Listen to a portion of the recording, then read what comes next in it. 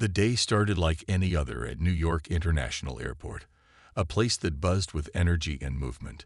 People from all walks of life hurried through the terminals, some dragging suitcases behind them, others clutching coffee cups or scrolling on their phones while waiting for flights. Among the sea of travelers was Maya Thompson, a young woman whose presence commanded attention without her even trying. Dressed in a sleek blazer paired with tailored trousers, she exuded confidence as she navigated the crowded space. Her heels clicked against the tiled floor, echoing softly amidst the hum of conversations and announcements over the intercom. Maya wasn't just another face in the crowd. She had purpose. She was on her way to Los Angeles for an important business meeting, a presentation that could potentially elevate her career to new heights. But despite her polished appearance and calm demeanor, there was always a lingering awareness inside her whenever she entered places like this. It wasn't something she liked to dwell on, but it was impossible not to notice how often people watched her differently, scrutinizing her every move simply because of the color of her skin. Still, Maya carried herself with grace, refusing to let those subtle judgments dim her shine. Nearby, Officer Greg Harris stood by the security checkpoint, his posture stiff and authoritative. A veteran cop who had worked at the airport for years, he prided himself on keeping things running smoothly. To him, the airport was his domain, and he believed it was his duty to ensure everyone followed the rules. Over time, though, he'd developed a reputation among coworkers, and even some passengers, for being unnecessarily harsh when he felt someone challenged his authority. Today, however, he seemed particularly irritable, his eyes scanning the crowd with a mix of boredom and suspicion. That's when his gaze landed on Maya.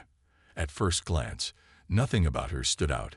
She looked like any other professional traveler. But something about the way she held herself caught his attention. Maybe it was the way she glanced down at her phone instead of immediately complying with the crew instructions, or maybe it was just his own biases creeping in. Whatever it was, Officer Harris decided she needed to be addressed. He approached her abruptly, his voice sharp and commanding. "Ma'am, step aside," he said, cutting through the noise of the terminal. Startled, Maya looked up from her phone, her eyebrows knitting together in confusion. "Why?" she asked, her tone polite but firm. Instead of answering, Harris crossed his arms and gave her a look that made her stomach tighten. "Don't play dumb," he replied dismissively. "Just do as you're told." The comment stung, but Maya bit back her initial reaction. She reminded herself to stay composed, knowing full well that confrontations in public spaces rarely ended well for someone who looked like her. Taking a deep breath, she stepped aside as instructed, hoping this would be the end of it. But Officer Harris wasn't done. He began peppering her with questions, his tone growing more condescending with each word. Passers-by slowed down, glancing curiously at the scene unfolding before them. Some exchanged uneasy looks, while others whispered quietly to companions. The tension in the air was palpable, and Maya could feel their patience wearing thin. Little did Officer Harris know, his actions were about to set off a chain of events that would change both of their lives forever. As Maya stood there, trying to make sense of the situation, Officer Harris continued his tirade. His words came out sharp and biting, each one chipping away at her patience. "You think you're special?" he sneered, his tone dripping with sarcasm. "Everyone here has to follow the rules. Why should you be any different?" Maya blinked, taken aback by the accusation. She hadn't broken any rules. In fact, she'd been standing quietly in line, minding her own business before he singled her out. Her voice remained steady as she replied, "I'm not asking for special treatment. I'm just trying to understand why I've been stopped." Her calmness seemed to irritate him further. He leaned in slightly, his posture aggressive, as if trying to intimidate her into submission. "Don't give me that innocent act," he shot back. "We see it all the time. People like you throwing around excuses when we're just doing our jobs." The phrase, "people like you," hit Maya like a punch to the gut. It wasn't the first time she'd heard those words, but they never failed to sting. They carried a weight, a reminder of how some people saw her not as an individual, but as part of a stereotype they'd constructed in their minds. For a moment, she considered walking away, letting the encounter end before it escalated further. But something inside her refused to back down. This wasn't just about her. It was about every person who had ever been treated unfairly because of the color of their skin or the way they carried themselves. "You're being unreasonable," Maya said firmly, her voice rising slightly despite her efforts to stay composed. "I haven't done anything wrong, and yet you're treating me like I'm a criminal." Her words drew the attention of nearby travelers. Some slowed down to watch the exchange, while others pretended not to notice but couldn't help glancing over their shoulders. A few murmured amongst themselves, clearly uncomfortable with what they were witnessing. Officer Harris didn't seem to care about the growing audience. If anything, it only emboldened him. "Unreasonable. You're the one causing the scene," he retorted, gesturing dramatically toward the small crowd gathering around them. "If you just cooperate, none of this would be happening." The accusation felt absurd to Maya. How could cooperation mean accepting baseless accusations without question? Yet she knew arguing wouldn't solve anything, not with someone so convinced of their own righteousness. Despite the tension, Maya kept her cool. She glanced around, looking for someone else. Anyone who might intervene or offer support. But most people avoided eye contact, unwilling to get involved. An older man gave her a sympathetic nod before quickly moving on, while a young woman whispered to her companion, "That's messed up." Still, no one stepped forward to challenge Officer Harris. The longer the confrontation dragged on, the more frustrated Maya became. Every second felt like an eternity, and the humiliation of being publicly berated gnawed at her. She thought about her upcoming meeting, the preparation she put into her presentation, and how this unnecessary delay threatened to derail everything. Most of all, she thought about how unfair it was to be judged not by her actions, but by preconceived notions rooted in prejudice. Finally, realizing that reasoning with Officer Harris was futile, Maya took a step back. She straightened her shoulders, refusing to let him see how much his words affected her. "This isn't over," she said quietly, more to herself than to him. With that, she reached into her bag and pulled out her phone. Her fingers moved swiftly across the screen as she dialed a number she knew by heart. As the call connected, a flicker of determination crossed her face. Whatever happened next, she wasn't going to face it alone. Officer Harris watched her suspiciously, unsure of what she was doing. For the first time since the encounter began, a hint of uncertainty flashed in his eyes. But it was too late. He had already set something in motion, something far bigger than either of them realized. The phone rang only twice before a familiar voice answered on the other end. "Hey, sweetheart," Charles Thompson said warmly, his tone laced with affection. Maya's father had always been her rock, the person she turned to when life threw challenges her way. Hearing his voice now was like a lifeline pulling her back from the edge of frustration and humiliation. "Dad," Maya began, her voice trembling slightly despite her best efforts to sound composed. She paused for a moment, taking a deep breath to steady herself. The weight of what had just happened pressed heavily on her chest, but she knew she needed to stay focused. "I'm at JFK right now," she continued, her words measured yet urgent. "One of your employees, a cop, is harassing me because of my race. I didn't do anything wrong, but he won't leave me alone." There was a brief silence on the other end of the line, and for a split second, Maya worried that maybe she shouldn't have called. But then her father's voice came through again, calm but firm. "Tell me exactly what happened," he said, his tone shifting instantly from casual to serious. Maya recounted the entire encounter. The unwarranted stop, the condescending remarks, the growing crowd of onlookers who did nothing to intervene. As she spoke, she could hear the anger building in her father's voice, though he kept it carefully controlled. "I'm sorry you're going through this, baby girl," Charles said after a moment.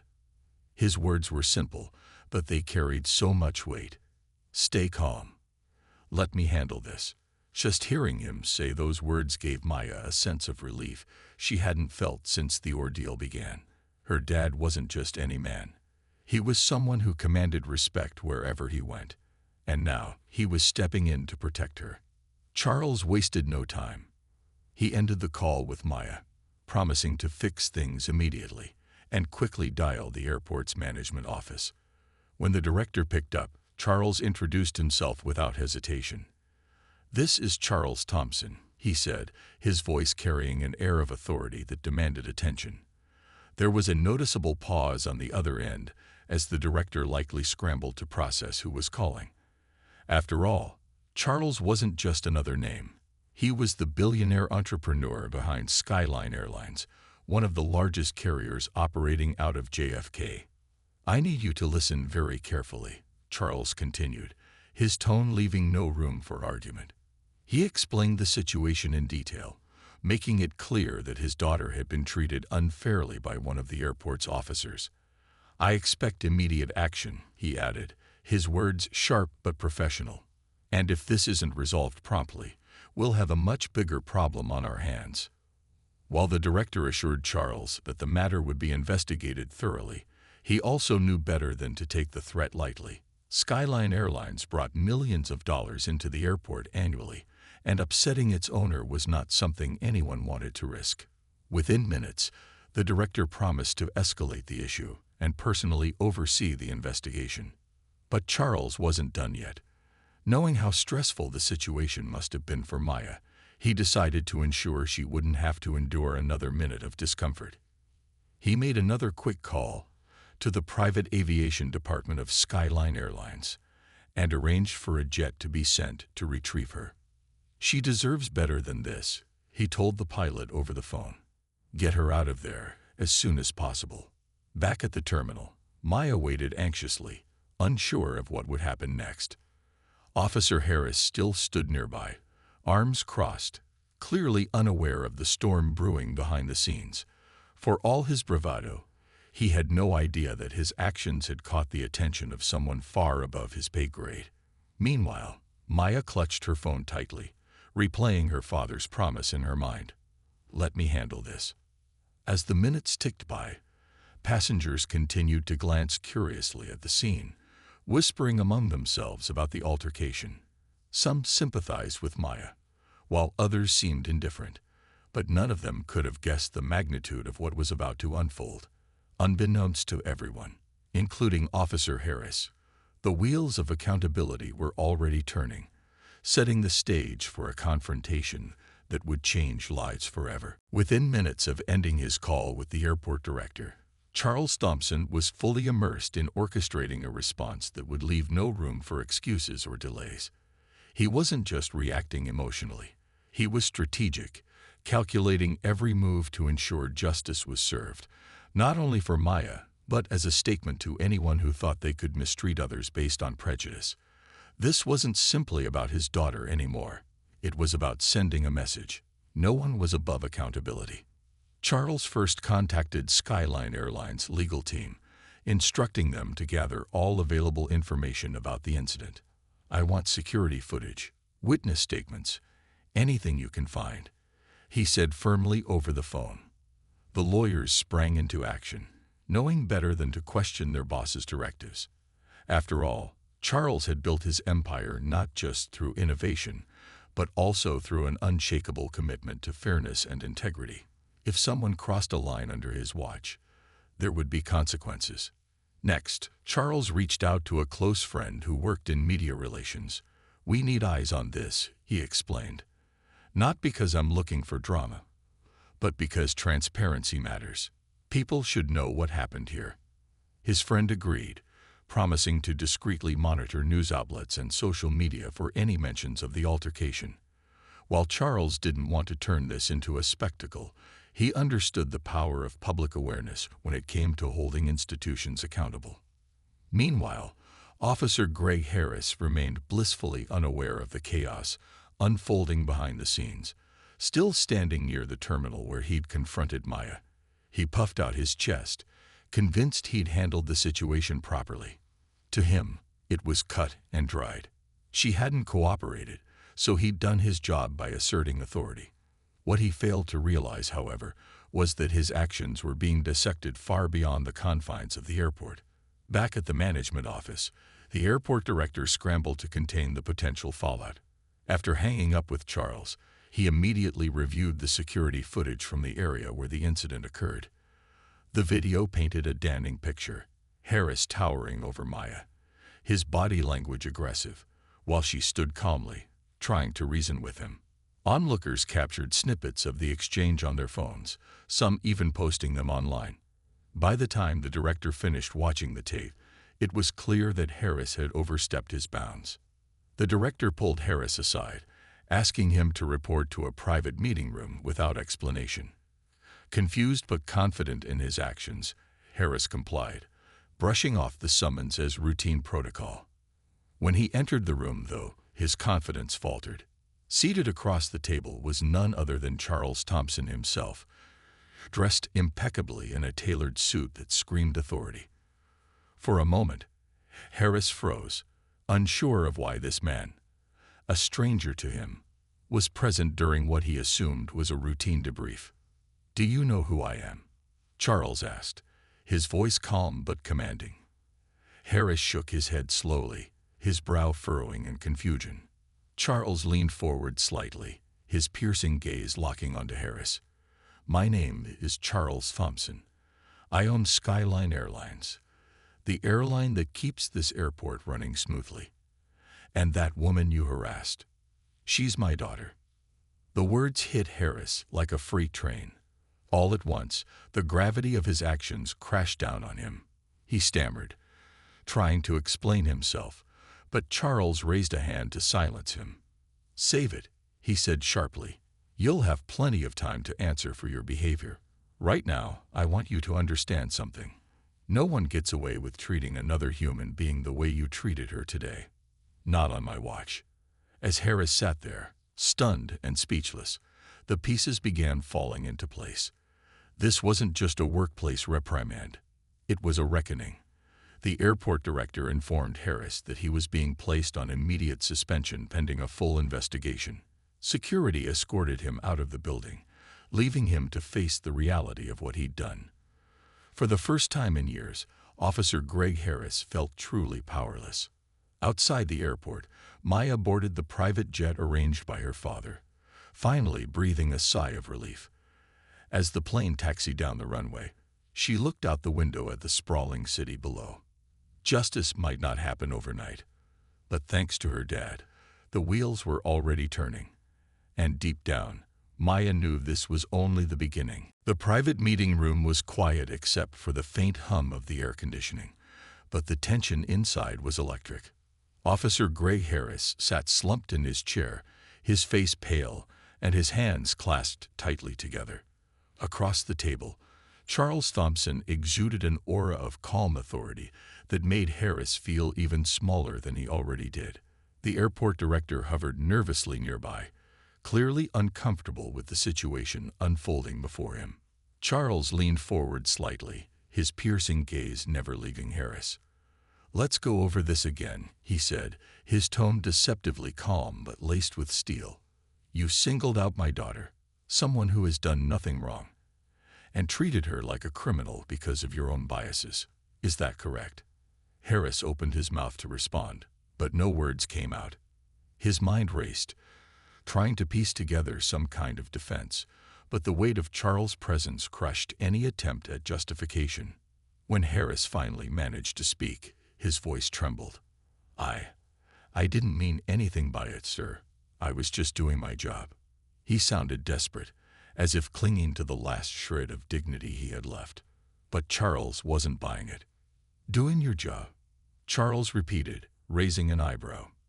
"Your job is to ensure safety and order, not to intimidate innocent people based on how they look. My daughter followed every rule, yet you chose to target her. Why? Because she dared to ask questions, because she stood up for herself, or because she didn't fit whatever image you had in your head." Harris shifted uncomfortably in his seat, sweat forming on his forehead. He glanced at the airport director, hoping for some kind of support, but the man avoided eye contact altogether. It was clear whose side he was on now. Harris realized, perhaps for the first time, that he was completely alone in this fight. Charles continued, his voice growing firmer with each word. You may think what happened today is no big deal. Maybe you've acted this way before and faced no consequences. But let me make one thing crystal clear. When you disrespect someone, you're not just hurting them. You're hurting their family, their community, and everyone who looks like them. And when that person happens to be my daughter, you're also messing with me. The room fell silent after Charles finished speaking. Harris stared at the table, unable to meet Charles' eyes. For years, he carried himself with a sense of superiority, believing his badge gave him the right to act however he pleased. Now, stripped of that power, he felt exposed and ashamed. The arrogance that once defined him was replaced by fear and regret. After a long pause, the airport director cleared his throat and stepped in. Officer Harris, pending a full investigation, you are suspended effective immediately, he announced formally. We will review the security footage, interview witnesses, and determine the appropriate next steps. Until then, you are not permitted to return to work. Harris nodded numbly, barely registering the words. As he stood to leave, Charles spoke one final time. This isn't just about punishment, he said, his tone softer but still firm. It's about learning. If you walk away from this without understanding why what you did was wrong, then none of this will matter. Think about that. With those parting words, Harris exited the room, escorted by security personnel. Once he was gone, Charles turned to the airport director. Make sure this doesn't happen again, he said pointedly. Not to my daughter, not to anyone else. People deserve to travel safely and respectfully, regardless of who they are or where they come from. The director nodded vigorously, assuring Charles that changes would be implemented swiftly. He knew better than to underestimate the resolve of a man like Charles Thompson. This incident wouldn't just fade away. It would serve as a catalyst for reform within the airport's operations. As Charles left the building, he pulled out his phone and dialed Maya's number. When she answered, her voice was cautious but hopeful. How did it go? She asked quietly. It's handled, Charles replied, pride mingling with relief in his tone. But we're not done yet. We're going to make sure something like this never happens to anyone else. You have my word. Maya smiled faintly, feeling a mix of emotions: gratitude for her father's unwavering support, satisfaction that justice was being served, and determination to use this experience to spark meaningful change. Little did she know, this confrontation was only the beginning of a much larger journey. The fallout from the incident spread faster than anyone could have anticipated. By the next morning, news outlets had picked up the story, fueled by snippets of security footage and eyewitness accounts shared online. Headlines blared phrases like "airport cop suspended for racial profiling" and "billionaire steps in to defend daughter," turning what had started as a personal confrontation into a national conversation about bias and accountability in public spaces. For Officer Greg Harris, life became unrecognizable almost overnight. His suspension was just the beginning. As details of the altercation surfaced, he found himself at the center of widespread criticism, not only from strangers on social media, but also from colleagues who distanced themselves to avoid being associated with his actions. Friends stopped returning his calls, and even family members expressed disappointment in him. The isolation gnawed at him, forcing him to confront the reality of how his behavior had impacted others and himself. But the consequences weren't limited to Harris alone. The airport faced intense scrutiny, with passengers sharing their own stories of mistreatment at the hands of security personnel. Advocacy groups seized the opportunity to demand systemic changes, calling for stricter training protocols and greater transparency in handling complaints. Under pressure, the airport's leadership announced a series of reforms aimed at addressing racial profiling and ensuring fair treatment for all travelers. They also pledged to work closely with organizations specializing in diversity and inclusion. Meanwhile, Maya wrestled with her emotions back in Los Angeles. While she appreciated her father's swift intervention, she couldn't shake the lingering frustration and sadness over the entire ordeal. It wasn't just about her. It was about every person who had ever been treated unfairly because of the color of their skin or how they carried themselves. She realized that moments like these presented an opportunity to push for real change. Determined to channel her experience into something positive, Maya reached out to advocacy groups focused on combating discrimination in travel. Together, they began planning initiatives to raise awareness about racial profiling at airports and promote policy changes nationwide. Her platform as a young professional with a high-profile background gave her a unique voice, one that resonated deeply with both victims of similar incidents and those eager to support reform. Charles, too, reflected on the situation. Though proud of stepping in to protect his daughter, he recognized the broader implications of privilege and power. He knew that owning Skyline Airlines came with responsibility, not just to shareholders, but to the countless employees and passengers who relied on the company daily. With that in mind, he announced a bold new initiative: mandatory diversity and inclusion training for all Skyline staff, from pilots to ground crew. Additionally, he committed funding to create an independent oversight board tasked with reviewing passenger complaints and holding employees accountable. As the weeks passed, the ripple effects of the incident continued to unfold. Officer Harris' suspension turned into termination after the investigation confirmed misconduct. Stripped of his badge and reputation, he retreated from public life, grappling with guilt and regret. For Maya, however, the fight was far from over. She poured her energy into advocacy work, determined to turn her painful experience into a force for good. One evening, as Maya sat in her living room scrolling through messages of support from people inspired by her courage, she felt a sense of purpose wash over her. Yes, the road ahead would be challenging, but she was ready. This wasn't just about seeking justice for herself. It was about paving the way for a future where no one else would have to endure what she did. And with her father by her side, she knew they could make a difference together. Months had passed since the incident at JFK, and life had transformed in ways Maya could never have predicted. The media frenzy eventually died down, but the impact of that day lingered, not just for her personally, but for countless others who saw their own struggles reflected in her story. What started as a humiliating confrontation had become a catalyst for meaningful discussions about race, bias, and accountability in public spaces. Maya channeled her experience into advocacy work, collaborating with organizations dedicated to ending racial profiling in airports. She traveled across the country, speaking at conferences, participating in panel discussions, and meeting with lawmakers to push for policy changes. Her voice resonated not because she came from privilege, but because she spoke with authenticity and vulnerability. She didn't shy away from sharing how it felt to be singled out, humiliated, and judged, all while simply trying to catch a flight. Her honesty struck a chord with audiences, inspiring many to join the fight for equality. One of the most significant milestones came when Skyline Airlines launched its new diversity and inclusion initiative under Charles' leadership. The program wasn't just a checkbox exercise. It was a comprehensive effort designed to educate employees, empower passengers, and foster a culture of respect. Training sessions included real-life scenarios, workshops led by experts, and open forums where staff could share their experiences without fear of judgment. Charles made sure the initiative received the attention it deserved, even inviting journalists to cover its progress. "This is more than just good business," he told reporters during one interview.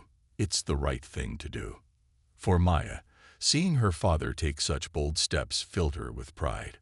Their bond grew stronger through the ordeal, as they worked side by side to turn pain into purpose. Late-night conversations over coffee became brainstorming sessions, with Maya offering insights from her advocacy work and Charles using his influence to amplify their message. Together, they proved that change was possible, even within systems resistant to it. But the journey wasn't without challenges. Some critics dismissed Maya's efforts, accusing her of leveraging her family name for attention. Others argued that systemic issues couldn't be solved by individual actions alone. While these comments stung, Maya refused to let them derail her mission. Instead, she used them as fuel to keep going. "If someone thinks I'm doing this for clout, fine," she said during one particularly fiery speech. "Let them think what they want. But if my platform can help even one person feel seen and heard, then it's worth every second." Back at JFK, the reforms implemented after the incident began showing results. Passengers reported feeling safer and more respected, thanks to improved training and stricter oversight. A hotline was established for travelers to report misconduct anonymously, ensuring complaints were addressed promptly and fairly. Even Officer Harris' termination served as a reminder to employees that discriminatory behavior would no longer be tolerated. As Maya prepared to return to the very airport where everything had happened, she felt a mix of emotions: nervousness, determination, and quiet triumph.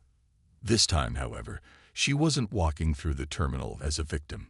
She was there as a speaker at a conference addressing racial equity in travel, invited to share her story and inspire others to demand better.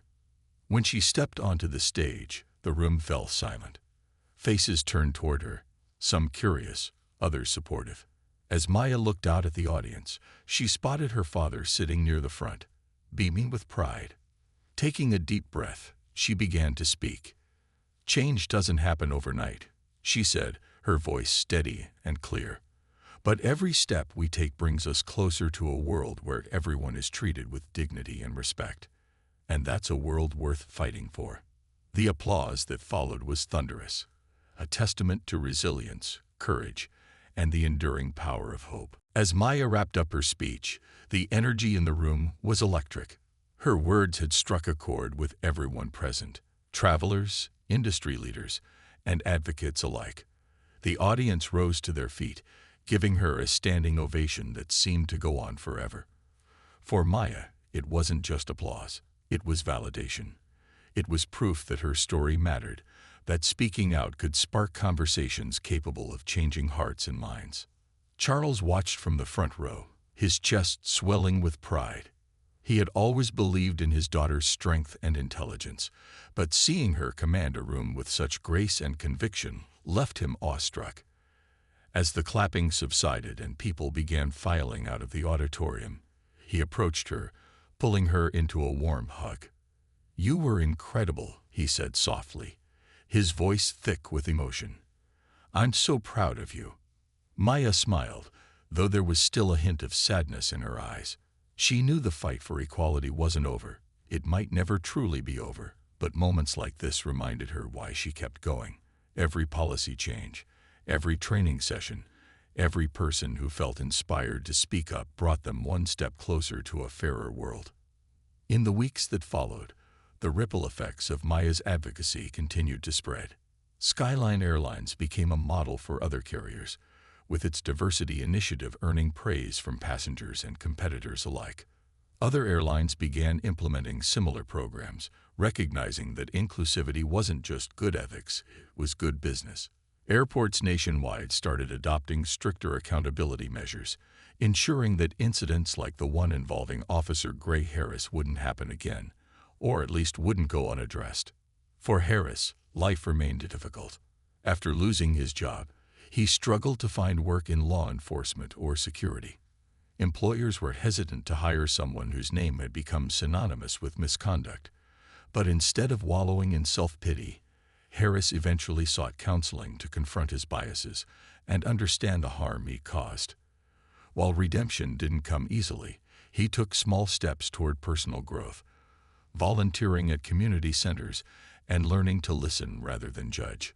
Back in Los Angeles, Maya threw herself into new projects, determined to keep the momentum going. She partnered with tech companies to develop apps that allowed travelers to report discrimination discreetly and track how complaints were resolved. She also worked with schools to educate young people about systemic inequality, planting seeds of awareness early on. Through it all, she stayed grounded, reminding herself that progress often came in increments, not leaps. One evening, as Maya sat on her balcony overlooking the city lights, her phone buzzed with a message from an unknown number. Curious, she opened it to find a heartfelt note from a stranger. "Thank you for sharing your story. Because of you, I finally reported an incident of profiling I experienced last year. They listened to me, for the first time ever. Thank you for giving me hope. Tears welled in Maya's eyes as she read the message. This was why she did what she did, not for fame or recognition, but to remind others that they weren't alone, that their voices mattered, that change was possible. The next morning, Maya met with her father over breakfast to discuss upcoming initiatives. Over coffee and pancakes, they laughed, debated ideas, and dreamed about the future. Charles leaned back in his chair, shaking his head in amazement. "You've grown so much through all of this," he said, "not just as an advocate, but as a person." Maya nodded, sipping her coffee thoughtfully. "We both have," she replied with a smile. "And we're not done yet." As they parted ways for the day, Charles heading to a board meeting, Maya to a planning session with her team, their shared sense of purpose lingered between them. They had faced adversity together and emerged stronger, united by love and a commitment to justice. Though challenges undoubtedly lay ahead, Maya walked forward with confidence. She knew the road to true equality would be long and winding, but she also knew she wouldn't walk it alone. With her father by her side, allies supporting her mission, and countless stories fueling her resolve, she was ready to face whatever came next. Because in the end, it wasn't just about one woman's triumph. It was about creating a world where everyone could stand tall, unafraid, and undiminished. And that vision made every struggle worth it.